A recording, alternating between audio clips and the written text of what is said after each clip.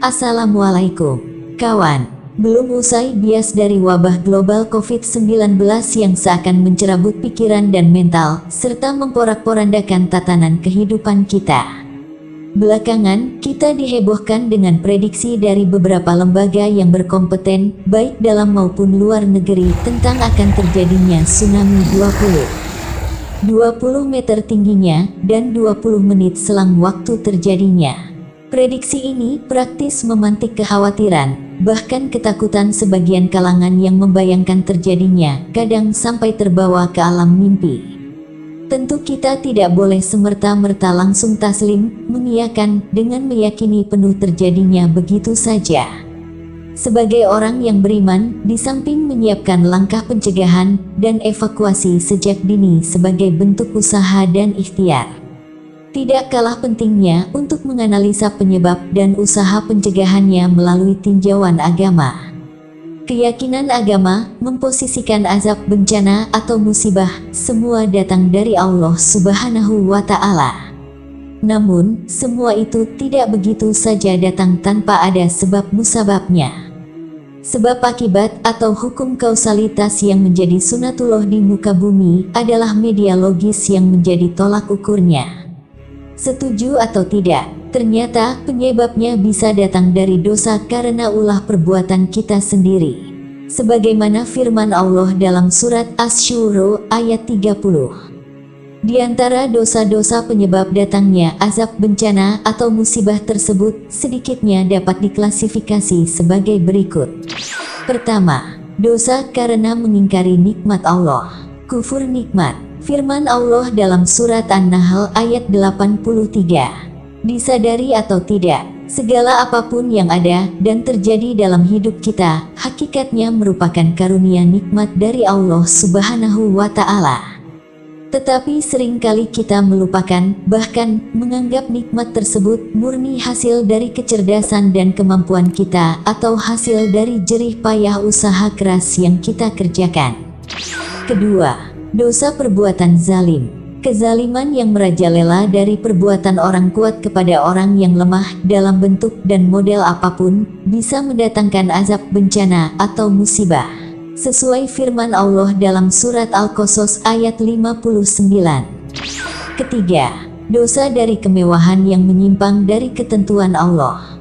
Orang-orang yang berkelebihan nikmat harta, namun nikmat harta tersebut disalahgunakan untuk melakukan perbuatan yang menyimpang dari hukum dan aturan Allah dengan mengabaikan pengalokasian yang benar, dan hak harta tersebut dapat menyumbang datangnya azab, bencana, atau musibah.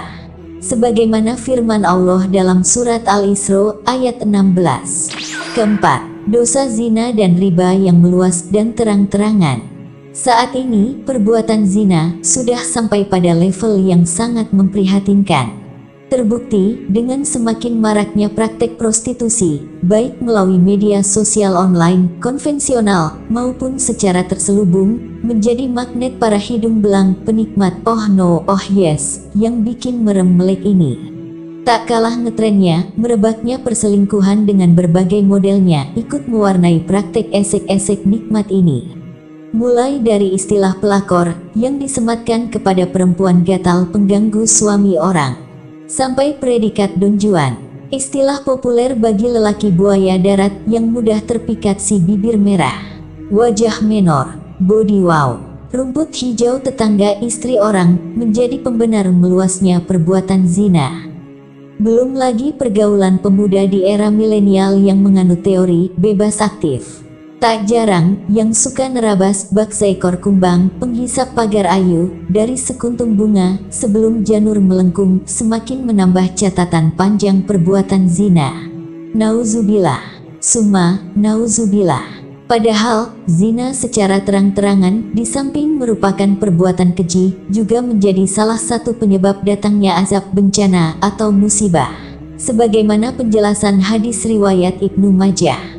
Demikian juga dengan suburnya praktek riba di tengah masyarakat, yang hampir menyentuh seluruh sendi perekonomian di era modern, bisa menjadi keran sumber datangnya azab, bencana, atau musibah.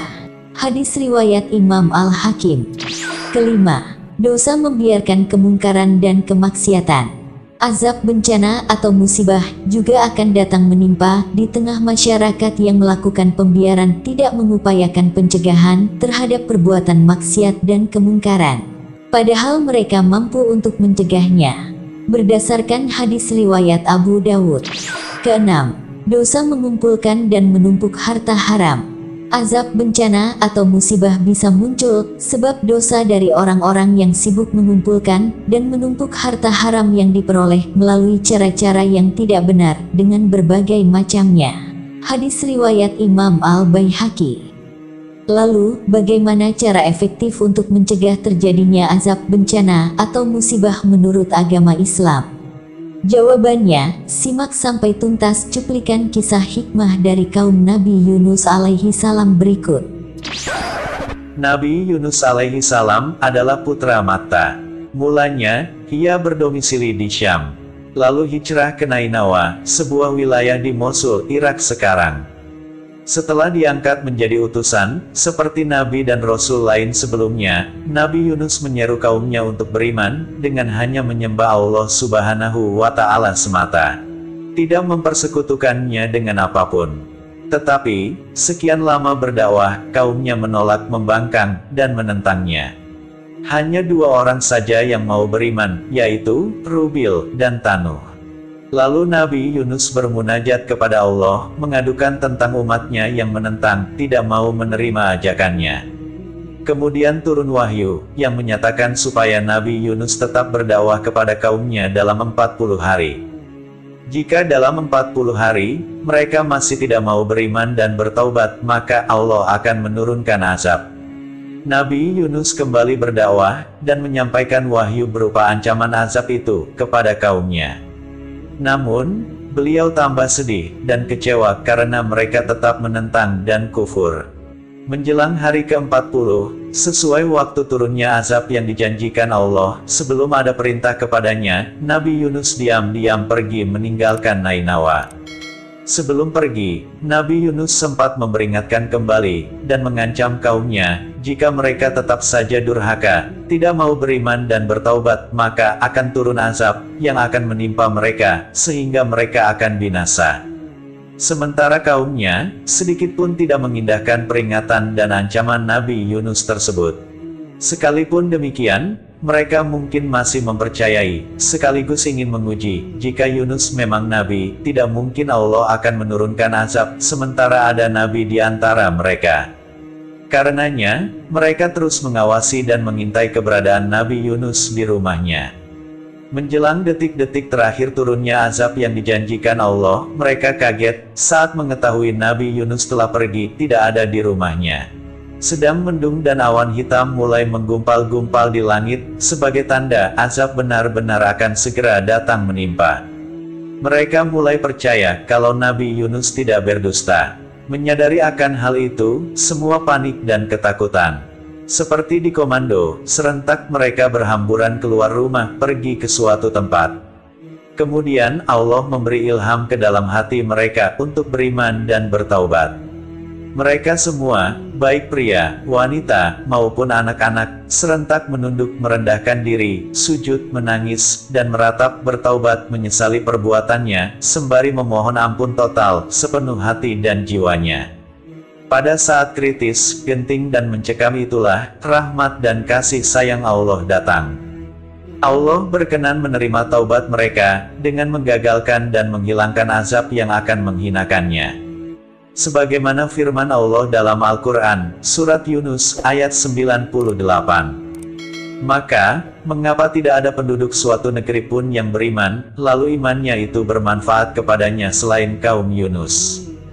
Ketika mereka, kaum Yunus itu beriman, kami hilangkan dari mereka azab yang menghinakan dalam kehidupan dunia, dan kami beri kesenangan kepada mereka sampai waktu tertentu. Kaum Nabi Yunus tidak jadi ditimpa azab, karena mereka segera sadar dan secepatnya bertobat dengan sungguh-sungguh sepenuh hati, kepada Allah Subhanahu wa Ta'ala. Berbeda dengan kaum-kaum durhaka sebelumnya, seperti kaum Nabi Nuh, kaum Nabi Hud, kaum Nabi Soleh, sampai kepada Firaun dan bala tentaranya. Semua dibinasakan oleh Allah Subhanahu wa Ta'ala karena mereka tidak segera sadar untuk secepatnya bertaubat. Kawan, itulah cara efektif untuk mencegah dan menghilangkan azab bencana atau musibah seperti COVID-19 atau prediksi tsunami 20 dan lain-lain sesuai dengan ajaran Islam melalui kisah yang dicontohkan kaum Nabi Yunus alaihi salam, yakni dengan kekuatan iman dan sungguh-sungguh bertaubat secara total sepenuh jiwa, serentak dan secepatnya. Demikian, semoga video ini dapat bermanfaat untuk semuanya. Amin. Wallahu a'lam bishawab. Matur nuwun. Wassalamualaikum.